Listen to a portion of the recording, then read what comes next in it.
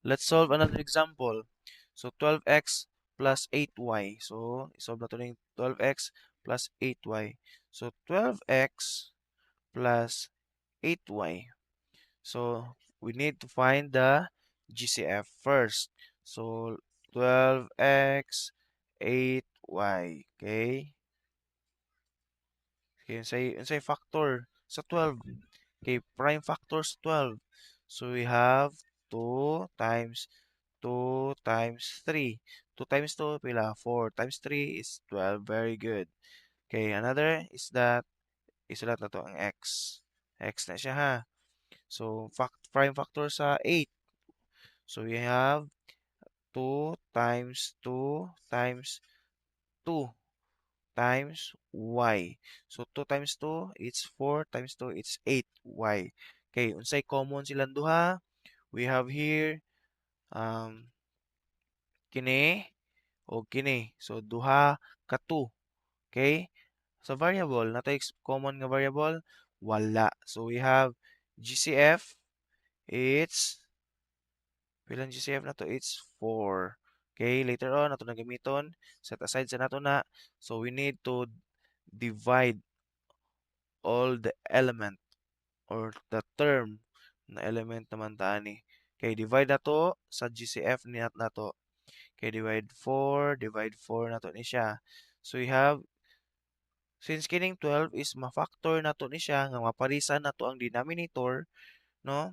I-factor na to, nga parisan na to ang denominator, no? And the same as true, if ever nga gamay ang nasa numerator, no, there's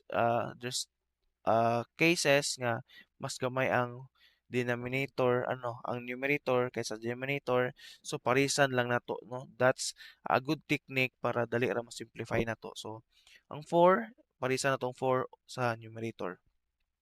Okay, sa factor sa 12, it's 3 times 4. Okay? Sa factor sa 8, it's 2 times 4. Okay, pwede na makancel? Okay, pwede. Okay. Cancel na to si 4. Okay, pilay mabilin. It's 3x plus 2y. So, quantity, kana siya. Okay. From that, itapad na nato si GCF. So, 4 times 3x plus 2y. So, muna ang atohang final answer. Okay? Muna itong final nga answer. Nasabtan. So basically, imo ra gid siya ipagawas ang common. So ipagawas imo ang common nila, no, from here kana siya ipagawas lang nato mo siya bugaon nato ang common niya, ipagawas nato siya sa kural, ipagawas nato sa parenthesis. Okay, nasabtan. Sabtan. Oh, dali ra no. Okay, another one. So we have 70x. So number 1 ni siya. So gubot katong solution no. 70x to the fifth y cube minus 42x to the eighth y squared. Okay, number 2. Okay. So we need to write down the numbers. Okay, 70x to the fifth y cube. Okay, 42x to the eighth y squared. Okay? So, pwede na ito ni ma-shortcut diri, no? Okay, familiar na ba ang tanan? So, parisan lang nato kung asa ang pinakagamay nga variable. So, unsa may pinakagamay nga variable, unsa nga variable ang naay pinakagamay nga nga pinakagamay nga exponent. So, parisan lang nato exponent, no, ang mga variable. So, example, diri kay mas gamay man ang x diri, oh, gamay lang 5 lang ang x diri. So parisan lang to, so may extract ta og 5 diri nga x na ipagawas nato. Di ba kay naman tay property nga x times x squared is equals to x cube. So i-plus lang nato ang, so natay x cube, di ba? So gamito nato na siya nga property here. Okay? Okay, sige. So, unsay factor ni 70? Okay, factor ni 70. Unsay factor ni 70, no? No? Okay. So, we have here,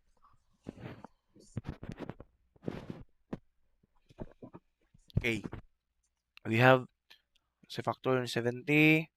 So, pwede na to gamiton ang continuous division. Okay? Continuous division para makuha na to ang prime factor nila or ilahang greatest common factor.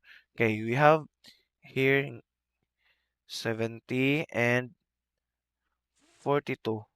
Okay. Sa continuous division, nga katong continuous division para makuha tong LCD is different ani. So kato siya is need siya pagawas og ipabot og 1.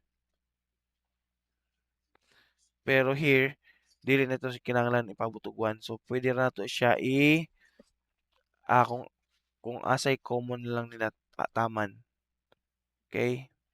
Kung asay pinaka-common na sila nga maabot. Okay. So sugod ta sa prime factor nga 2. So 70 divide 2 it's 35. 42 divide 2. Common factor lang atong kuhaon ha.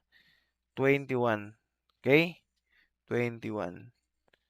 So, napabay ma-extract na to ani? Naa pa or wala na? So, wala na. It's 2 times 35. Okay? 70 na siya. And kining x, 5, and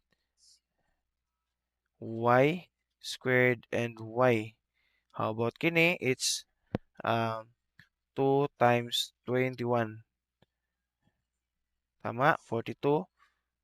X, 5, and x cube and y squared. So kanang gibulag na tong y, again giparisa na to ang y no diri sa isa ka expression or isa ka term. Okay, sa common nila this one, mag-change ta og pen color. Okay. This one ang common nila, this one and this one, and this one, this one, this one, and this one. Okay?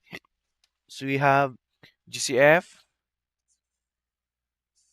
Okay? It's 2x to the fifth and y squared. Okay, so we have that one. So, i-divide na nato. 70x, 70x, wait. 70x to the fifth y cube minus 42x to the eighth y squared.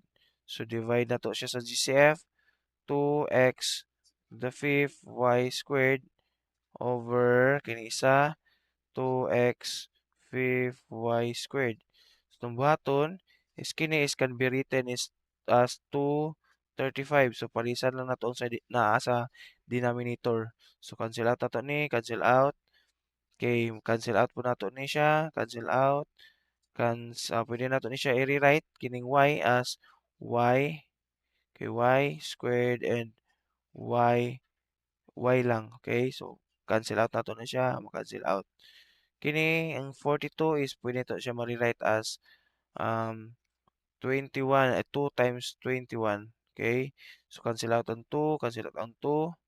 Ang x kini ma-rewrite nato siya as x to the fifth and x to the 3. So cancel out nato x5 cancel out. And y squared, y squared. So sa mabilin diri, it's 35 no, napay x, y na lang diri. No, y na lang diri. Okay. X to the 8 na so 3 din siya. Y over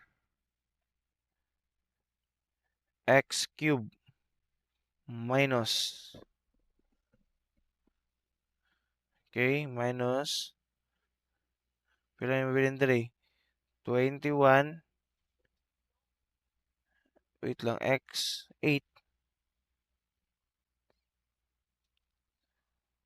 Oh, no. 5. No, no. Wala na y cube diri. Y, kuan naman yun eh. Y. Tulgo na gyud ko.